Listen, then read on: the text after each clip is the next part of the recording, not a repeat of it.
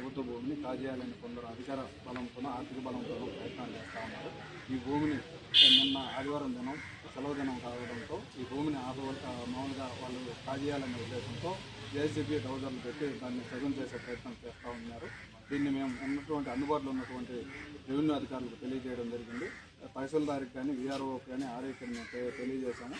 వీళ్ళ నుంచి ఎటువంటి స్పందన లేకపోగా ఈరోజు ఉదయం ఈ తహసీల్దార్ ఆఫీస్కి వచ్చి మీరు నిన్న బండ్లు పెట్టారు కదా, దాని మీద ఏం యాక్షన్ తీసుకున్నారని అంటే కొంతలేని సమాధానాలతో కాలం వెళ్ళబోతూ ఉన్నారు. కావున దీని మీద లోపల అంతర్యం చాలా ఉంది. అక్కడ ఉన్నటువంటి వాళ్ళందరూ కూడాను మేము అందరిని కూడా మేనేజ్ చేసుకున్నాం కాబట్టి మేము పనులు పెట్టి ఉంటూ ఉన్నాం. మమ్మల్ని ఎవరు ఆపేది అనేటువంటి వాక్యాలతో అక్కడ చదువు చేయడం జరిగింది. దగ్గర 30 ఎకరాల నుండి 40 ఎకరాల ప్రభుత్వ భూమిని కాజేసేందుకు ప్రయత్నం చేశారు. దీని విలువ లక్షల్లో ఉంది.